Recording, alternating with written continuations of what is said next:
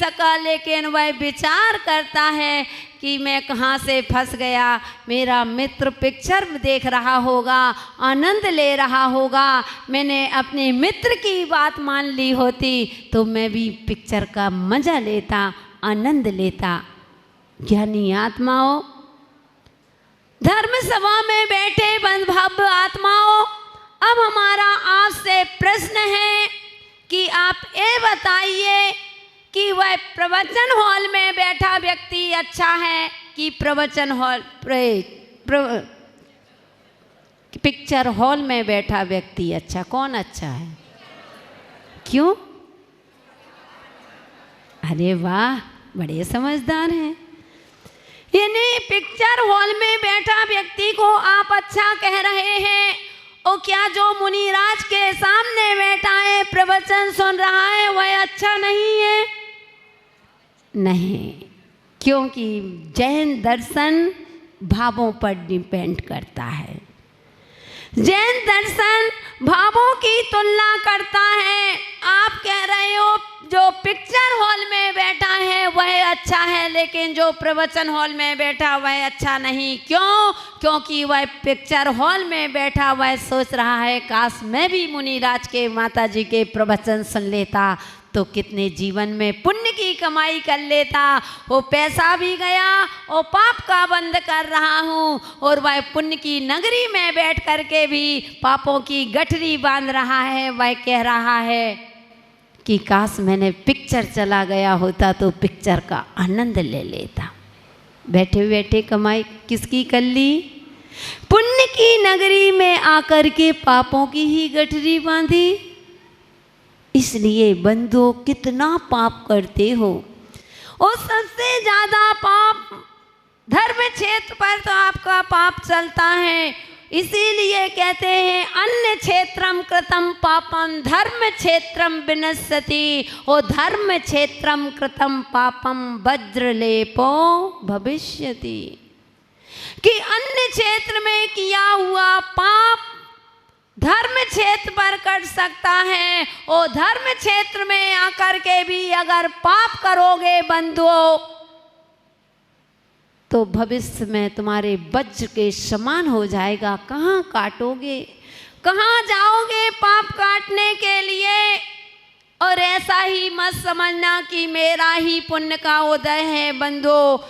पुण्य और पाप तो हर जीव के साथ लगा है। एक इंद्री से लेकर के पंच इंद्री जीव के साथ पुण्य और पाप लगा हुआ है। एक इंद्री जल होता है, उसका पुण्य का उदय होता है तो वह भगवान के अभिषेक करने के काम में आता है। और लोग गंधोदक लगाते हैं, लाखों लोग मस्तक पर लगाते हैं, उसका पुण्य। और एक जल का पाप कर्म का उदय है तो तुम्हारे घर के सामने जो नाली बह रही है उस नाली में बहता हुआ नजर आ रहा है। यही तो पुण्य और पाप की महिमा। एक पाषाण होता है, उसका पुण्य का उदय होता है, वह पत्थर एक शिल्पीकार के हाथ में आता है। शिल्पीकार उसकी मूर्ति गढ़ देता है, मूर्ति बना कर के तैयार कर देता है। उस मूर्ति को गुरु के हाथों में आ गई, गुरु ने सूर मंत्र दे दिया जिसको अपन लाखों लोग नमस्कार करते हैं। उनको नमस्कार करके अपने जीवन को ही बना लेते हैं। वह पाषाण है, उसका पुण्य का उदय था तो वह मूर्ति बन गया, वो लाखों लोग उसको भोग दे रहे हैं। और एक पाषाण वही है जिस पर तुम जूता चप्पल उतार करके आए हो, वही मार्बल है, दूसरा मार्बल नहीं है। उसका पाप कर्म का उदय जिसके ऊपर आप बैठे हो, जूता चप्पल उतार करके आए हो, ये उसका पाप कर्म का उदय है बंधु।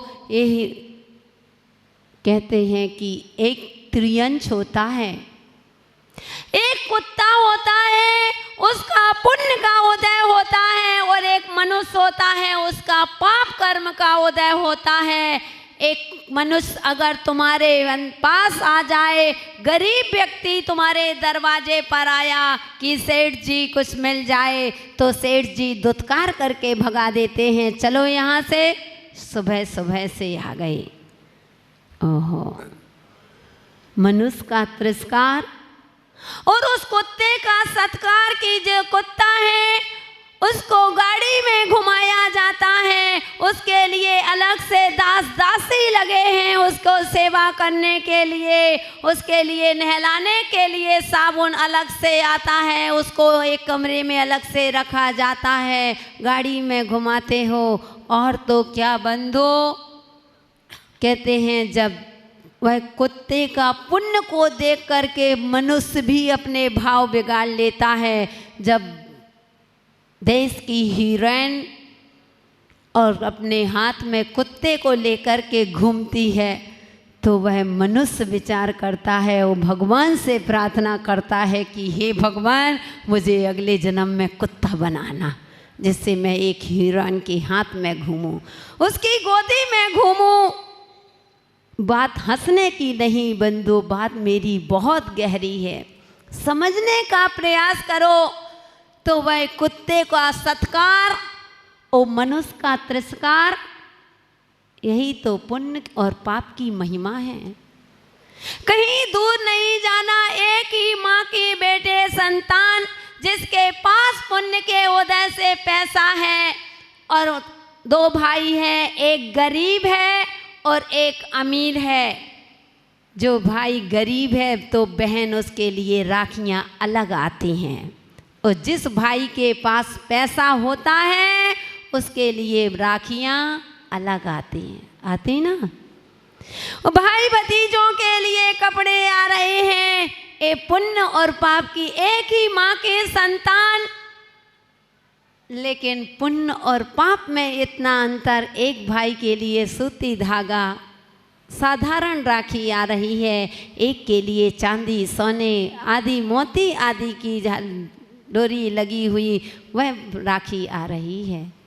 यही बंधु, इसलिए हम कह रहे हैं पुण्य और पाप की महिमा एक इंद्री से लेकर के पंच इंद्री जीव के साथ लगी रहती है।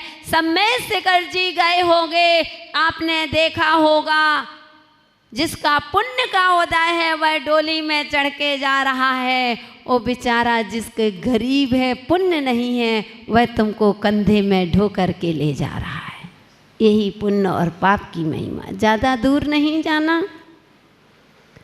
ज़्यादा दूर की नहीं, ना ज़्यादा आगम में घुसना, बस यही पुण्य पाप की कि एक व्यक्ति तुमको डोली में लेकर के जा रहा है, क्योंकि उसका पुण्य नहीं है, वो तुम्हारे पास पूर्व का पुण्य है, तो तुम डोली में बैठ करके जा रहे हो। तो बंधुओं, यह पुण्य और पाप।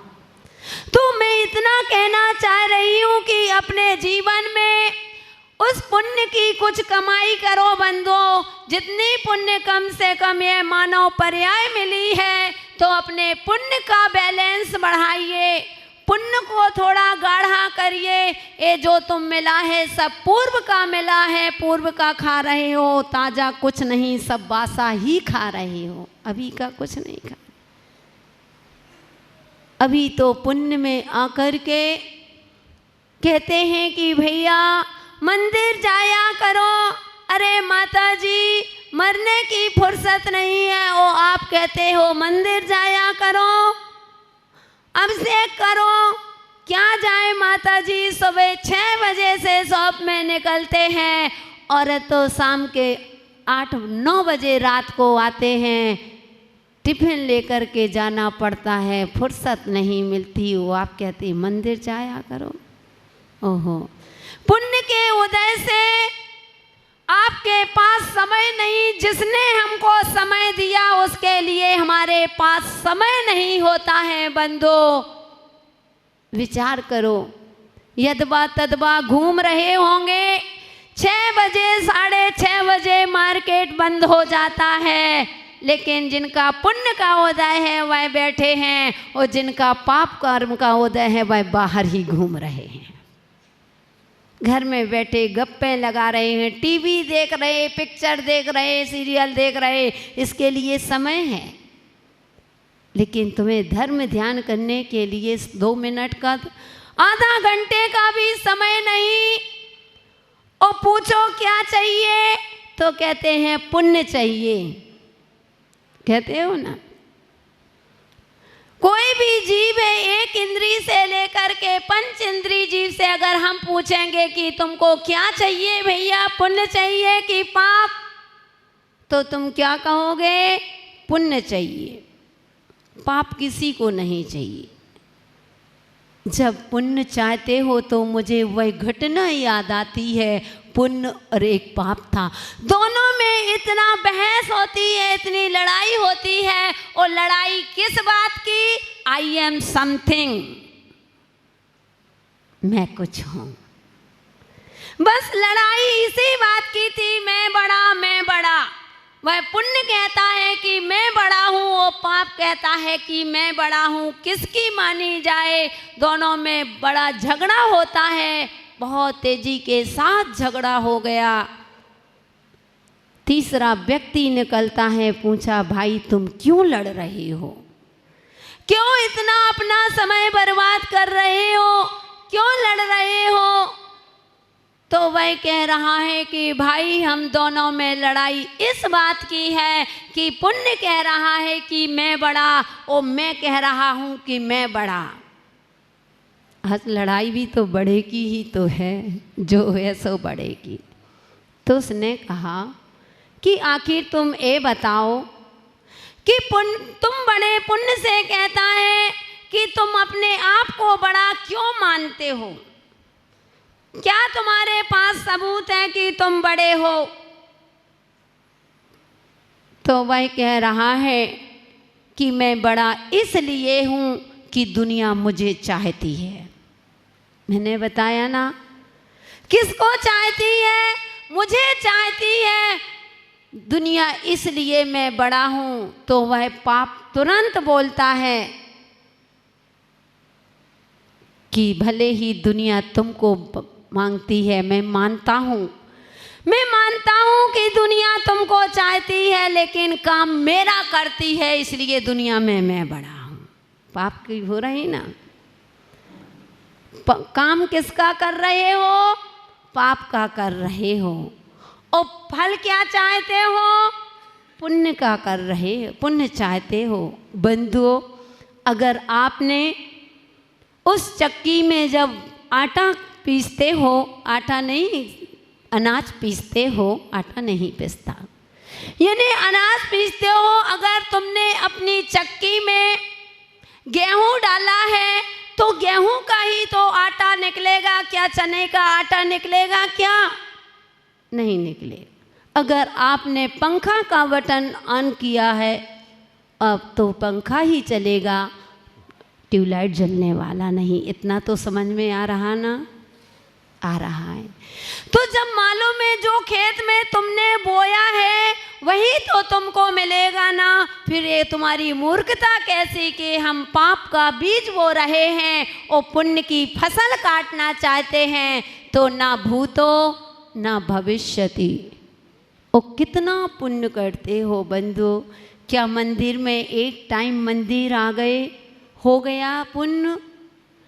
जीवन की पिक्चर घुमाओ, दिन भर बैठ करके रात में घर में बैठते हो सोने से पहले, एक बार अपने पूरे दिन भरे की पिक्चर अपने सामने घुमाओ कि आखिर मैंने कौन कौन सा पाप किया है, वो मेरा यह पाप कैसे क्षय होगा, और उसी में पाप में भी खुशी मना रहे हो।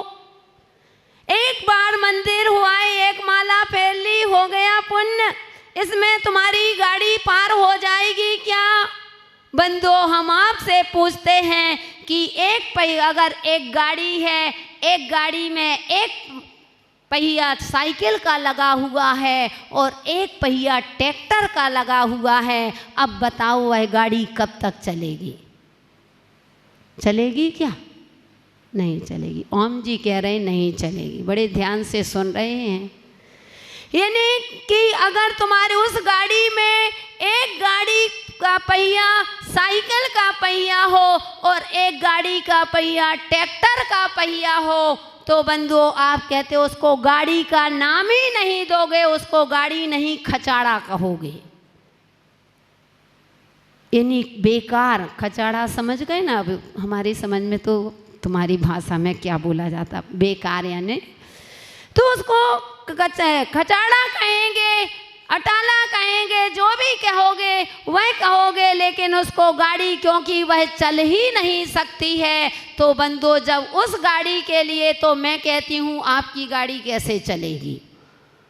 पाप कितना करते हो दिन में, दुकान में बैठते हो, कितनी माया चारी छल कपट चल रहा है, और घर में 2 मिनट के लिए मंदिर में आ गए तो हो गया पुण्य।